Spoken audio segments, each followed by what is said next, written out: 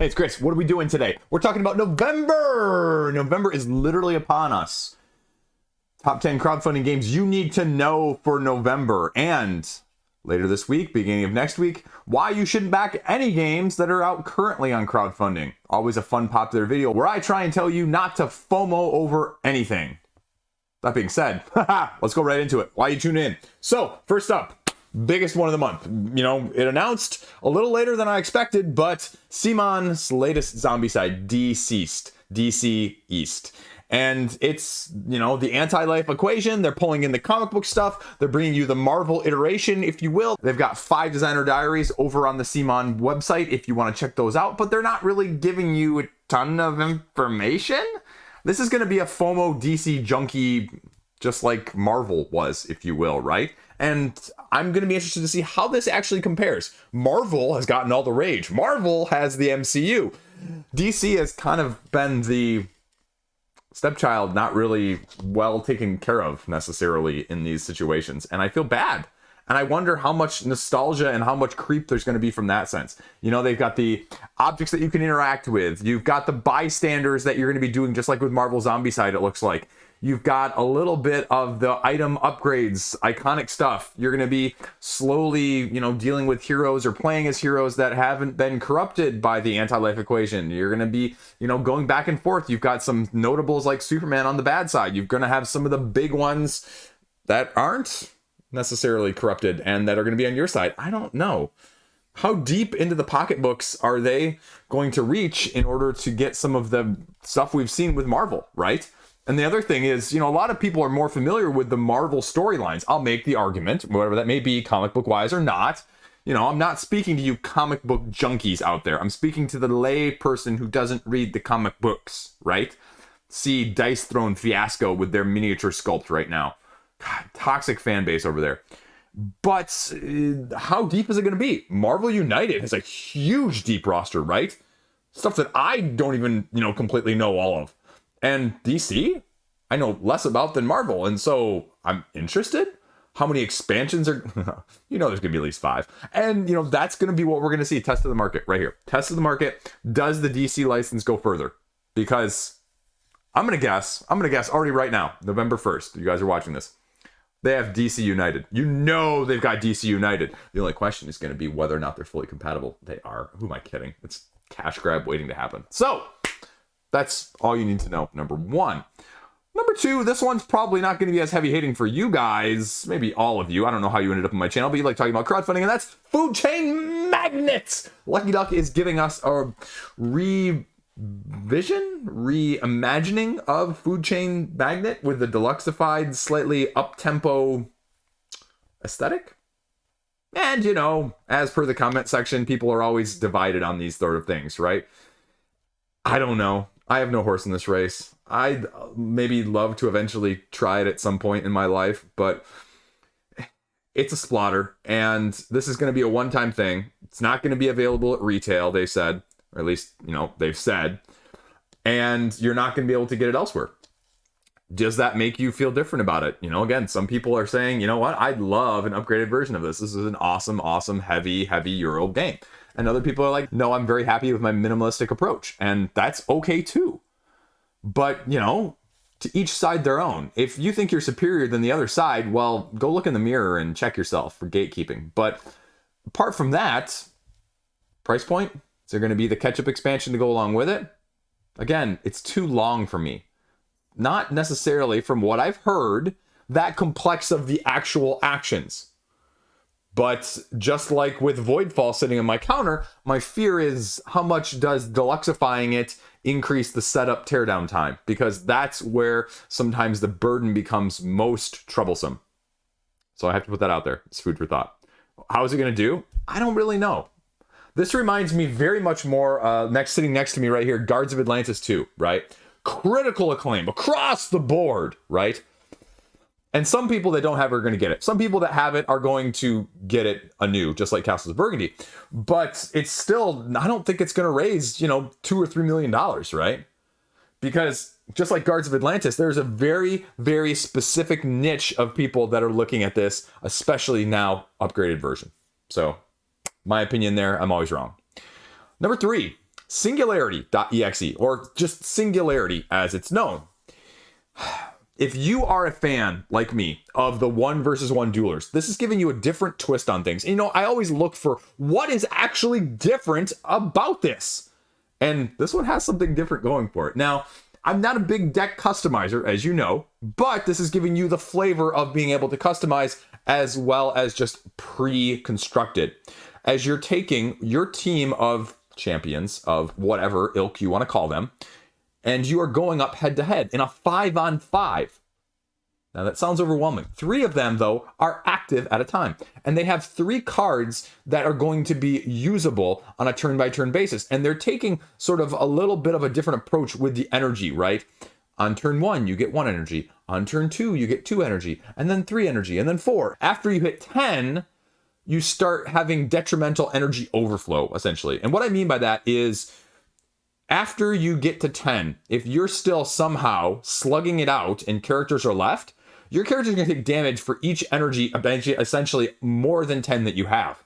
So it's going to force you not to engage this game as a long-term turtling situation. There's no positioning. It's just, I have abilities over here with my 3 that are active. You have abilities over here that your active 3 can go back and forth in. And once you use that active ability, if it doesn't attach to a character or do something else funky, then it goes to the bottom of that pile. And so you just recycle through these 3. And so the combinations of the 5 that you're going to have available to you, now 2 are face down if they're not available to you. So that's the other dynamic, right? Remembering where things are at in terms of the mechanics, as well as what the other team is potentially going to have, because you only see it 3 in the first place, and how you construct your team, because there is some team dynamics there where all the characters have like 2 color affiliations. And so you can mix and match a little bit more. If you just want to have a straight up go, they just say, here's 5 characters for this team. And, you know, again, and just get the constructed tactical strategy just based off of what you've got in the first place. And I think I have something like 4 full factions of 5 right now, and I'm excited to see what else they have more, because I mean, this is right up my ilk, folks. This is an absolutely fantastically different game in these lines of your battles, Zombicide exceeds, right? With not a whole lot of randomness at all. And if you like that sort of thing, this is one over on GameFound you should be checking out along with that. Now, again, going with this as well, another slight spin on the dueling side of things. Now, this is going completely different, though. This one has some randomness. This one has some luck. But this one is still a head-to-head, am I better than you, or are you better than me, with your asymmetric dueler. And this is Kelp. You may have seen a little bit of advertisement. The beautiful aesthetic that we've got going on here is where you are an octopus or a shark. Yeah, my video is coming out soon. I have a Lego shark that I get to play with on camera. You're going to love it. And so that's just for the prototype, though. Although that'd be kind of... Anyway, I digress. As the octopus, you have these dominoes, essentially, that are Stratego-esque, facing you, that the shark does not know what they are. And one of them is your octopus. And you are moving it around, and you are manipulating it as you go around the various board through the various locations, trying to eat all of your food. You eat all the food, you win. Great, right? Or the shark catches you and kills you. But the shark doesn't kill you right away, because the nifty mechanism about this, and this is probably maybe my favorite mechanic in this game as a whole, is you each have 3 cards, right? So if the shark catches you, shark doesn't automatically win. You have defensive things. And it's a paper, scissors, rock style of interaction, if you will. You have a counter to each of their attacks. If you successfully avoid the shark's attack, right, then the shark discards the card they used, but you also discard your card. Eventually, you're going to be left with the wrong card in order to counter essentially what the shark is doing. So by the 3rd time the shark catches you, the shark automatically wins, if that makes sense. It's much better than it sounds like. I'm bad explainer, but absolutely fantastic. The shark, though, on the other hand, is going to be rolling dice and using those dice to place themselves around the board in order to bypass spots to be able to use the current, thematically speaking, to go from place to place very quickly, because you don't know what powers you're going to be able to use. You don't know what the octopus has in store for you. And the tricky part with the shark is you only have so much energy, because moving around, as you know, if a shark does not move, a shark dies. And so if you run out of energy, if you can't move, you lose. Very, very intriguing dynamic with this game, and really, really want to see what people think of it, besides me, of course. The next one, again, right up my ilk. Cooperative, but we have a little bit of tower defense. And if you know anything about crowdfunding and just retail in general when it comes to board games, there aren't many tower defense games. Tower defense is very hard to do because it's very hard to do well and to simulate what makes it so good on a console video game side of things. And this is Firesiege. And Firesiege is limited communication as well, as you're controlling this hero with an asymmetric ability and skill set that you're going to be playing double-sided cards for. Now, the trick here and the twist is that these cards are double-sided in the sense that you resolve the light side, the good side, and guess what? There's a dark side on the other side that's going to be against you as well. And so you're just going to be having to fend off the hordes long enough to complete your objectives because they're near infinite, it says. So it's not a win scenario in terms of overcoming them. It's just survive long enough to achieve endgame. And the other tricky point about that double-sided card play is that you know what your side is, the rest of your team knows what the other side is. And so, are you going to make the right choice? How is that going to work? Do you like that sort of dynamic? Do you like limited communication? Is this going to be, incredibly miniature heavy? Is it going to be, price-wise, how does this compare? Because a lot of these games also go the heavy miniature route. And so that ends up being the biggest make it or break it for people nowadays as well, with all the other stuff running concurrently that I alluded to at the beginning of the video. I only have so much money to spread around. Is this doing something unique enough? What is the price point going to be to entice me in the first place? Just like with DC, right? You only get the core pledge and you'll save yourself a ton of money. You'll even make some money if you really want to. Similarly with Chain Magnate, right? Not going to be available later. It can FOMO over the price, on the secondary market if you really want to, just like Castles of Burgundy. But with this, okay, is it going to have enough uniqueness for people? Is it going to have enough difference? And again, aesthetically appealing games on the miniature side of things are all the rage. So we'll see where Firesiege ends up. So let's just stay with the miniature junkie side of things for a little bit. And this is Steamforge's latest offering. And this is going to be very divisive, I think, because the first one was not met with the most receptive reception when it came finally to backers and the retail side of things. And that's a new entry into the Horizon series from the popular video game IP, Horizon Forbidden West. This is called Seeds of Rebellion. Rebellion. But where they're going here with this one is they're going a different canonical twist, because this is actually going to be within the canon of that universe based on the video game series, but it's going to give you a whole new narrative campaign that's going to be based on you being hunters, i.e. marshals as it's known in the game, taking down these apex, I use that word for a reason, machines as a group. It gets rid of the very controversial semi-cooperative play that these games just never seem to fully be able to do well. Cooperative games, great. Semi-cooperative games, especially on this, like Marvel Legendary, you just toss that out the window, right? Same thing with even Dead of Winter. I don't know, that maybe that's controversial, but you just play it regularly, fully co-op, and everyone has a better time. And that's what they're bringing to this. They say in the designer diaries over on Steamforge's website that it's going to be fully cooperative. What else is going to offer besides beautifully amazing miniatures? Well, hopefully people like the gameplay a lot more than they did previously. Again, never played it myself, so I can't speak to that. But overall, what people were wanting and what people got, I don't think matched up necessarily, given the depth of the IP and the mechanics. Now, that being said, Steamforge has really upped their mechanical side of things in the last, 3 or 4 years since the other one came out. So I have to hope that with the upgrades on the design side of things, you're going to see that come to fruition on the table. Again, I'm going to guess you're talking probably even $400 probably for the all-in. If it's anything like Elden Ring, if it's anything like their other massive IPs that they've done recently, that they're going to get their money's worth, or your money, not your money's worth, your money, if that's any indication, if you're an IP junkie. And I did use the Apex word there for a reason a minute ago, because if you take down enough types of certain individual types of machines, then an Apex predator, if you will, or an Apex version of that type of machine comes out and you have to fight that instead, right? You've been picking on all my little friends. Now I'm going to come as the big brother and, deal with you. So, okay. Monster Hunter. Make upgrades compared to like the Monster Hunter series. And if you got that, I can see people being willing to give it a shot. But, just like with Simon, you kind of know what you get with Zombicide. This is still kind of a twist on things that I'm not really sure people are going to feel either blessing, curse, fully comfortable with, hoping that it's going to be better and different.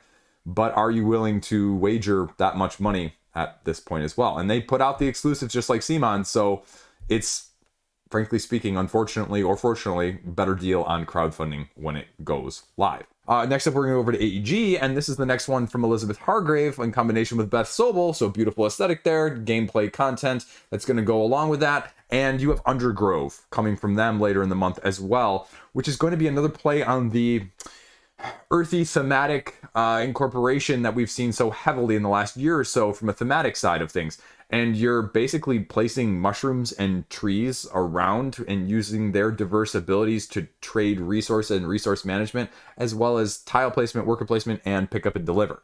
That's a mouthful, especially mechanically speaking. AEG has not always been the most incentivized, speaking of that, on crowdfunding for me personally, but they have almost all ubiquitously ended up on my want and trade list post-campaign, because I still think they're putting out some really, really interesting offerings, and a couple of them can really strike home. You know, I really like Rolling Heights, for example. I picked that one up post-crowdfunding, and this was the issue, though, is I picked it up on their sale from, like, I don't know, May, and I got it for less, including the mini expansions that were, like, separated out later from a price point, with shipping for less than the crowdfunding backers paid. You know, and I had a miss with Monsters and Meeples. I traded for that Kickstarter version after it was delivered to backers too. So that's going to be the question, is it incentivized enough? What little expansion promo content is going to be offered in this one to make you really feel comfortable with getting it? It's 1 to 4 players. The rule book, surprisingly enough, is actually already up over on AEG's website for Undergrove. So if you really want to know what this one looks like heavily, you can actually already see that at the time of me filming. So basically the system is you're going to be activating mushrooms, transporting them, giving them away to get nutrients and to be able to take your actions in the first place. You're going to have several different types of mushrooms that you're going to be utilizing, as well as just kind of route network traveling these nutrients underground from one place to the other. Again, I'm intrigued. It reminds me, you know, AEG and Flat Out, you know, these $30-ish games with a little bit of incentive extra. It's kind of a sweet spot for being able to play on game night where you can play 2 or 3 of these in a row. And I look at every single one of them very hard because I'm very interested in this. This is a great play with my wife, play with my family, play with my game group style of things that just is easy to hit to the table. And what's the number one thing I say every single time, right? I don't care how good some of these other games are hyped, right? If you can't fork and get it to the table, it doesn't matter how good of a deal it is or how good it is. If that needed to be reiterated, but let's just put it out there. Anyway, speaking of things that you're going to have a hard time getting to the table, Mindclash is actually coming back later this month too, with the, I think, long-awaited episodes 3 and 4 of the Perseverance Chronicles. Perseverance Castaway Chronicles, if I'm being true. So basically, the idea of this is you basically build this stronghold and it lasts and persists over these different episodes, from what I'm told. And it says medium heavy. Mindclash. You guys are up there with Lacerda as the heaviest on crowdfunding. So let's not, I'm going to have people argue in the comment section about how wrong I am about how heavy it is. But anyway, like I think of those two companies as the heaviest style of Euro games on crowdfunding period. And 2 of them combined into one. Time Lost Survivors on a Dinosaur Island. Each of the games is standalone playable, but you can also have the Chronicle mode that ties potentially 2 of the games, but even up to all 4 of them together. So, you know, each episode has its own unique characteristics to give its own feel, but the core mechanisms and concept, they say, are going to be very similar and shared between them as a whole. So the previous episodes had dinosaurs attacking and you fending them off. Well, in episode 3, you get to be a dino catcher. You get to dino ride and tame and send them out to help you. So that's kind of cool. And then 4, all it says is things take a quote unquote sinister turn. I have no idea.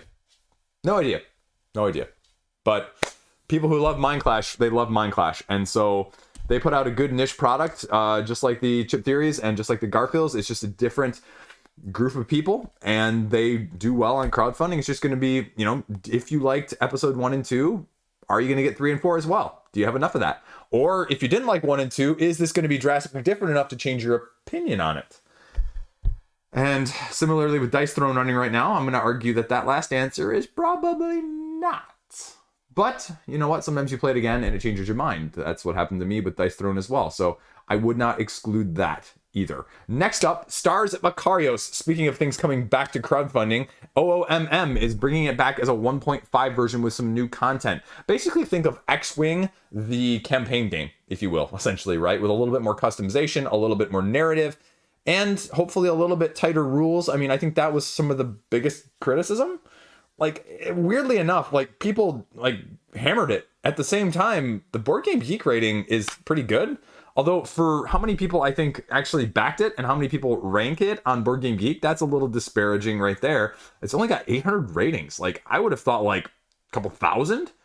8.2? Okay. But, I mean, it's the quintessential upgrade your ship, fly across the galaxy, do X-Wing style battling with dice. So it's got like a 4X-ish vibe with space and world exploration, a little bit of combat and player progression. But does it really work for you? It's an expensive, game with a 200-page book scenario. Choose your own adventure style. Again, OOMM, that's their thing, right? The choose your own adventure, open world-esque. This is more conflict heavy than the other ones, right? Like Mythwind.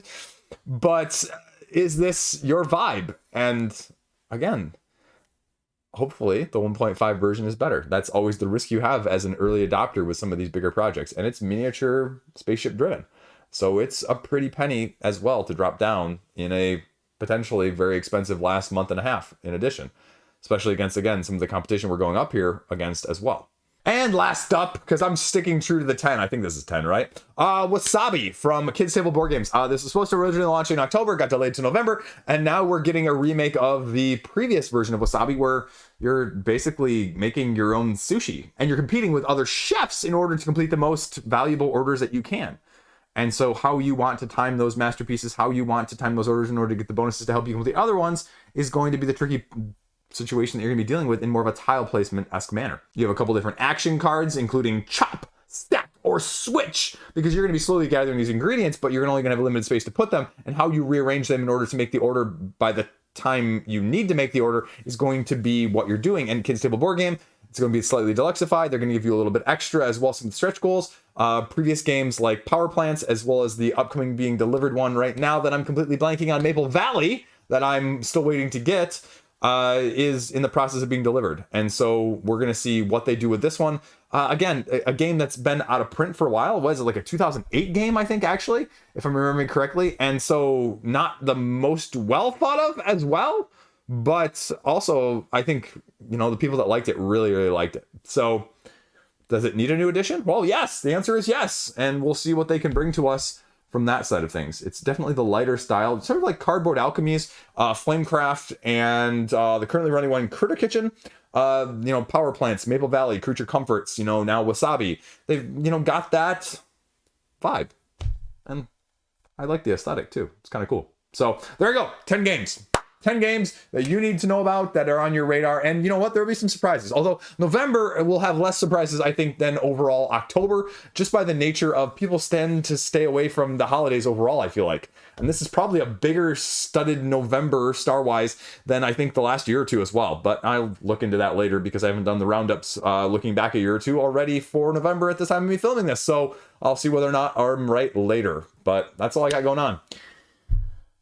Side rant here at the end. What did you do this weekend? Well, I played 2 of these games that are on this list. Haha! And then also, I binged all Jujutsu Kaisen. So I am completely caught up on all 35 episodes that are out at the time of me filming this. 34? I forget what it is. I don't know. I'm caught up through wherever season 2 is at this point. And I'm not spoiling it by reading the manga as well. I looked up a few things just because I just can't help myself sometimes. But I'm not looking up any further. I'm not going to read the manga. I'm not going to get ahead like I did with Naruto and One Piece and Bleach and a few of those other ones. I'm staying away from that. I'm also staying away from the spoilers for One Piece right now. Chapter 1097 this week. So Luffy in Gear 5. Let's see what they can happen. Kizaru's killing it. He got his butt knocked out though. So I think Kizaru's going to turn at some point. I think 2 of the admirals at least are going to turn. Maybe all 3 of them. I think that's where they're going with that. Anyway, I'm done talking about anime and manga here at the end. But if you want to talk to me about any anime or manga, shoot me a comment down below. if you're one of those 5 people that made it this far. Boom! There you go. Should I do reaction videos? Like those are a big thing, right? Like streaming the thing and like reacting to it. Oh my gosh, I have a crazy reaction. This was a... You know, anyway, I'm done. Peace out. Stay classy. See you around.